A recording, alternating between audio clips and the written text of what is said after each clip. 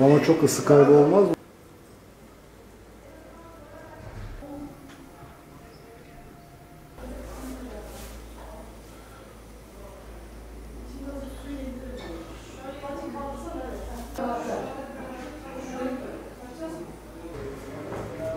Selfie yapacağım diye bak.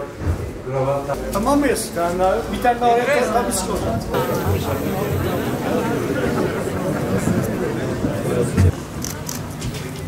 Sayın Valim, Sayın Kaymakamım, Sayın Milletvekilim, Sayın Büyükşehir Belediye Başkanım, değerli katılımcılar, hepinizi sevgi ve saygıyla selamlıyorum. Bugün Çorlu'muza bir eser daha kazandırıyor olmanın gururu ve sevincini beraberce yaşıyoruz.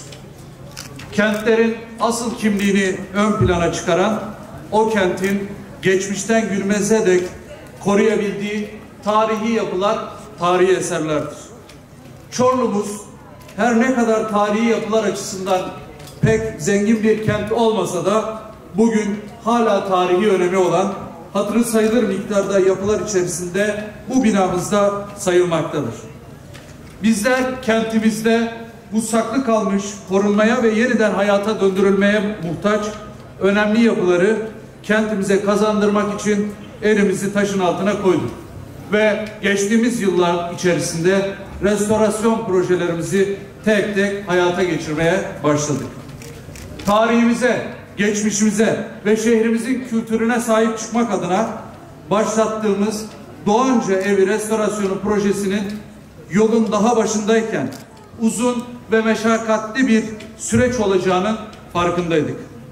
Daha önce 2015 yılında hizmete açtığımız tarihi belediye binamızın restorasyonunda da benzer süreçleri yaşamış ve belediyemizin imkanlarını zorlamış, bugünkü belki de Çorlu'muzun en güzel binalarından biri olan tarihi belediye binamızı hemşerilerimizin hizmetine sunarak projelerden de alnımızın akıyla Ünal Başkanımızın başkanlığında çıkmıştık. Doğanca evimizin restorasyonunda da bu defa bir destekçimiz, iki destekçimiz vardı. Hatta bir yatırım izletme koordinasyon başkanlığımız, iki Büyükşehir Belediye Başkanlığımız. Tabii Büyükşehir Belediye'miz 2003 yılında Edirne Kültür Varlıkları Koruma Bölge kurulunca sivil mimarlık örneği olarak tescillenen bu yapının 2012 yılında belediye meclisimizce kamulaştırma kararı alınmıştı. 2016 yılında yine Çorlu Belediye'miz tarafından hazırlanan röleve, restitüsyon ve restorasyon projelerini koruma kurulunca onaylatılmasının ardından 2018 yılında Tekirdağ Büyükşehir Belediye'miz İKOP Yatırım İzleme Koordinasyon Başkanlığımızın %75 hibe desteğiyle Doğanca evimizin bugün artık muacir evi dediğimiz evimizi siz sevgili Çorlularımızın hizmetine sunduk.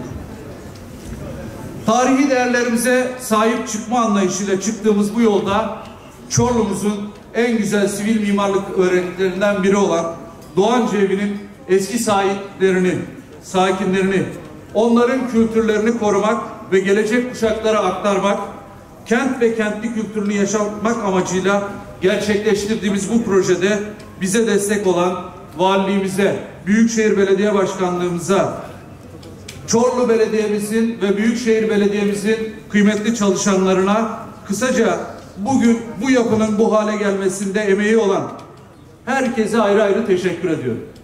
Tabii binamızın içerisine gireceğiz. Binamızın içerisindeki eserlerin de, tefriş malzemelerinin de bugün bizlerle beraber olmasına vesile olan ablalarımıza, teyzelerimize ayrı ayrı teşekkür etmem lazım.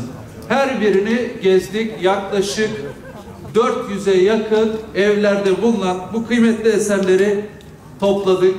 bize tarihimizi hatırlatan eserlerimizi topladık. Ben tekrar binamızda emeği geçen, başta kamulaştırma kararının alınmasında taraf olan Çorlu Belediye Başkanımız Ünal Başkanımıza, devamında Büyükşehir Belediye'mize ve Valilik Bakanımıza ayrı ayrı Çorlulu hemşerilerim adına teşekkür ediyorum. Hepinizi sevgi ve saygıyla selamlıyorum.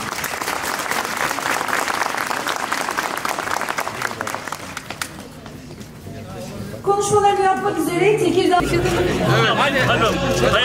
Hayırlı olsun. Hayırlı olsun. Hayırlı olsun. Allah devamını getirsin. Beyler girin içeri, gir içeri, gir.